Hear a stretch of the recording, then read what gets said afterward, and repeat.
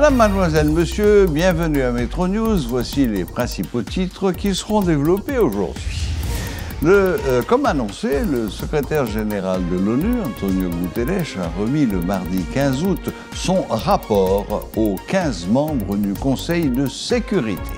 Antonio Guterres préconise l'envoi d'une force internationale en Haïti en coordination avec les autorités locales, mais pas sous mandat de l'ONU dans un premier temps. L'ambassadeur du Canada en Haïti, Sébastien Carrière, juge que les prochaines semaines vont être critiques pour Haïti sur le plan de la coopération internationale. Le diplomate rappelle que la venue de la mission d'évaluation du Kenya la semaine prochaine sera cruciale pour l'avenir du pays. Des bandits de Grand Ravine continuent de terroriser les habitants de Carrefour-Feuille. Ils sont plusieurs centaines à avoir fui ce quartier en raison de la violence des gangs.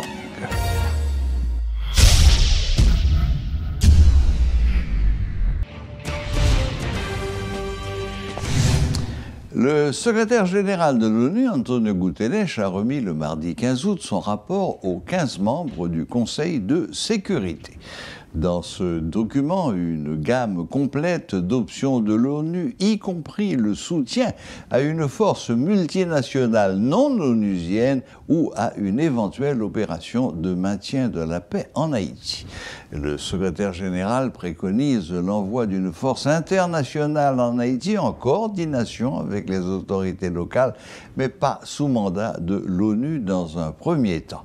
D'après le document, cette force multilatérale non onusienne serait menée par un pays tiers, un pays qui devra fixer les contours de son intervention en coordination avec les autorités haïtiennes avant de se déployer dans le pays de façon autonome pour déloger les gangs de façon ciblée afin d'éviter les victimes civiles collatérales. Ce n'est que par la suite que l'ONU pourrait apporter un soutien logistique. La force multinationale pourrait être déployée à la fin de l'année si tout se passe bien, a déclaré l'ambassadeur du Canada à Port-au-Prince, M. Sébastien Carrière. Avant, il faudra réussir les diverses étapes dans la préparation de la mission.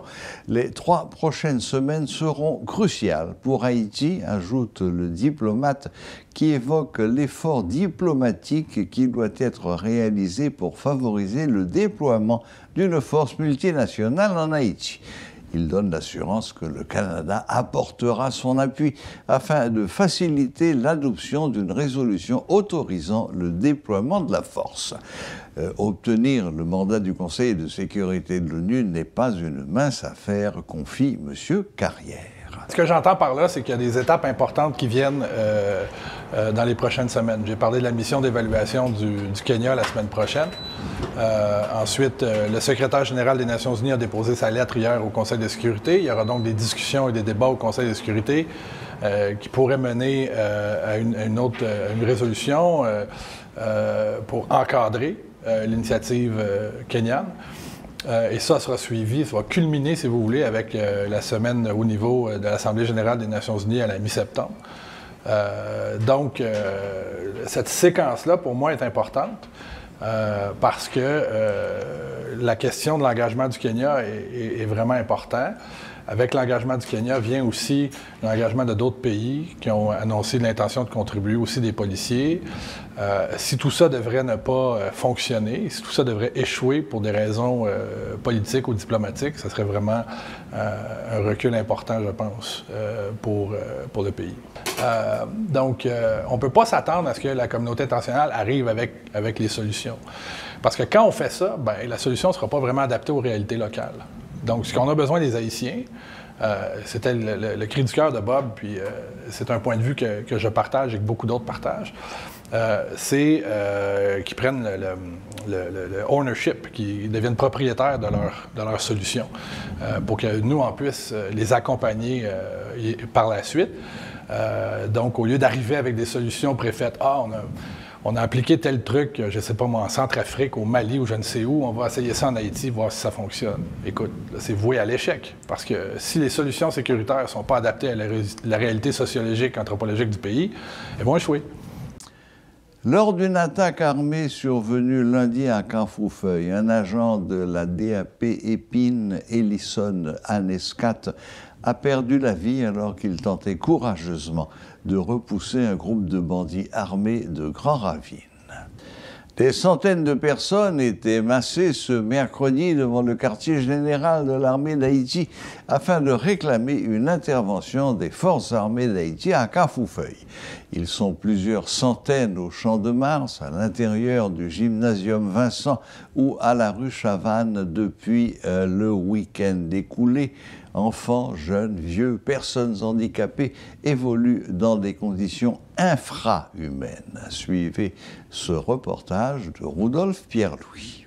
Après avoir été dispersés à coups de gaz lacrymogène par des unités spécialisées de la police nationale d'Haïti, ce lundi, lors d'une manifestation, les citoyens de Carrefourfeuille n'entendent pas lâcher prise. Aujourd'hui, ils ont décidé de se rendre devant le grand quartier général de l'armée d'Haïti en vue de demander à l'armée d'Haïti de les accompagner afin qu'ils puissent retourner chez eux. D'ailleurs, ils sont nombreux à se retrouver au Champ de Mars, là où se trouve le quartier général de l'armée d'Haïti. Ils sont notamment des jeunes, mais également des personnes âgées qui n'ont pas la possibilité de rentrer chez eux et qui se retrouvent ici sous un soleil de plomb en train de demander à l'armée d'Haïti son aide afin de résoudre le problème qu'il y a dans la zone de Carrefourfeuille.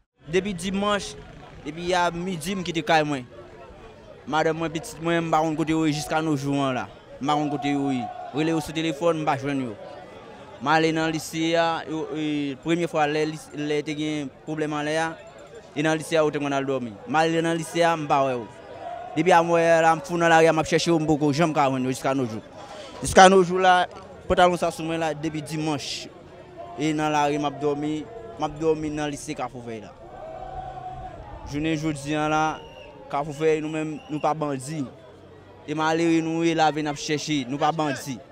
Ils nous demandent pour force l'armée apporter nous secours. Pour l'instant, d'après les informations qui circulent, certains ont fait savoir qu'ils se retrouvent sur le Champ de Mars, sur cette place publique en train de se reposer le soir. Ils dorment à la belle étoile et c'est une situation qui est tout à fait désespérée. D'ailleurs, ils ont fait savoir que non seulement ils ont été chassés de leur maison, mais bon nombre d'entre eux ont perdu des proches, des parents, des amis, même des enfants. D'ailleurs, il y a une dame qui n'a pas voulu témoigner, mais selon elle, elle a perdu plus de 5 membres de sa famille, y compris son fils. Donc la situation est totalement impraticable, la situation est totalement désespérée dans la zone de Carrefourfeuille. Si je ne dis à la nappe souffrir, ce n'est pas l'autre pays qui vient avec nous. C'est même petite terre. Pas l'autre nation qui est avec nous, c'est même petite terre. Mais si tu es un monde qui cause pour payer des comme ça, les méchants qui ont des armes, il faut chercher à attaquer les gens qui sont là, qui est pour ça qu'on finit. Parce qu'il ne va pas passer bizarre comme ça. Maman nous a perdu, petite nous a perdu, quand nous a boulé. Nous pas doué ni Pierre Michak, ça fait n'a passer bizarre comme ça. Nous jodi là nous déplacer en foule, nous venons contre la médaille ici qui peut accompagner nous, qui a nous justice. Cela ne peut pas continuer ainsi, selon des témoignages des citoyens qui réclament le soutien de la police nationale d'Haïti afin qu'ils puissent retourner chez eux, afin que la paix puisse être rétablie dans la zone de Carrefourfeuille. Guy Trichoisi et Rudolf Pierre-Louis pour Télémétropole. Plusieurs zones du centre-ville, et notamment Turgot, Canapé Vert, sont barricadées. Des brigades d'autodéfense assurent la surveillance en permanence. Ces zones sont interdites d'accès après 9 h du soir, selon les témoignages reçus. Suivez cet autre reportage de Rudolf Pierre-Louis. Un peu partout dans la capitale, certaines images attirent l'attention. C'est le cas notamment du centre-ville, dans plusieurs quartiers du centre-ville. Il y a des barricades qui sont dressées avec des pneus, de grosses pierres, des blocs. D'ailleurs, ces barricades sont dressées exactement au milieu de la voie principale. Elle bloque directement une voie. Cette situation est susceptible de créer un embouteillage monstre. Il faut souligner que selon des citoyens de la zone, c'est une façon d'exprimer leur mécontentement par rapport à des affrontements qui sont signalés dans la zone de Carrefour-Feuille. Ils ont fait savoir que c'est un danger potentiel, c'est un danger imminent pour eux. Cet affrontement qu'il y a dans la zone de Carrefour-Feuille, car si les groupes armés arrivent à avoir le plein contrôle de la zone de Carrefour-Feuille, il faut dire que selon eux, la zone de Turgeau est en danger, la zone de Debussy. Des habitants de ces zones déjà commencent à se poser des questions. Qu'est-ce qui va se passer si des groupes armés arrivent à avoir le plein contrôle, comme je l'ai dit précédemment, de la zone de Carrefour-Feuille? Pour l'instant, il y a des brigades de vigilance qui sont en train de se mettre sur pied dans la zone de Turgeau. Il y a des barricades. Les citoyens qui font partie des brigades de vigilance ne veulent pas dévoiler leur stratégie de combat, mais ils ont fait savoir à certaines heures, les voies sont complètement barricadées, il n'y a pas de passage, sauf si quelqu'un a une urgence. Et d'abord, il faut s'identifier avant que les citoyens qui font partie des brigades de vigilance puissent céder le passage. Pour l'instant, la situation est un peu compliquée au centre-ville. Des citoyens ne savent pas à quel sens se vouer. Sur notre chemin, on a remarqué plusieurs qui sont en train de chercher où se reposer. Selon certains, le tableau est déjà alarmant parce que par rapport à cette situation qui se développe dans la zone de Carrefour-Feuille, cela représente un danger potentiel pour les autres zones, notamment Turgeau, Debussy, Delma, Pétionville, entre autres. Guy Trichoisi et Rodolphe Pierre-Louis pour Télémétropole. Le Conseil national des démocrates s'apprête à lancer une consultation populaire dans les prochains jours afin de déterminer quel sera le sort du chef de gouvernement à travers un bulletin de vote comportant 3 questions essentielles. Des bureaux de vote seront bientôt installés en vue de permettre aux membres de la population de s'exprimer sur la gouvernance du pays. Un document final comportant la position exprimée par les citoyens sera acheminé aux plus hautes autorités étatiques et judiciaires du pays. Suivez les explications d'Antoine Gary, civil, président de cette structure. Nous gagnons 3 questions. Donc, et ça qui arrive, première question, c'est lui-même qui gagne plus vote, plus opinion. Et deuxième question, il ne doit pas gagner opinion et suffisamment. Parce que pour chaque question, donc, il passer comme victoire. Donc, c'est 375 000 personnes, mais on a besoin et on va faire de 290 000 voix, et 290 000 voix pour chaque question. Donc, ça veut dire qu'il y a une majorité de vote pour chaque question. 3 questions, on a les mêmes citoyens qui enregistrés dans le système et votation, nous-mêmes nous allons pour le faire. Ils-mêmes sont capables de répondre oui ou non. Donc, dans le bulletin, nous avons parlé que pendant que nous avons fini de répondre oui, eh bien, il est capable pour le signer. S'il répond à toutes questions non, donc il n'est pas important pour le signer.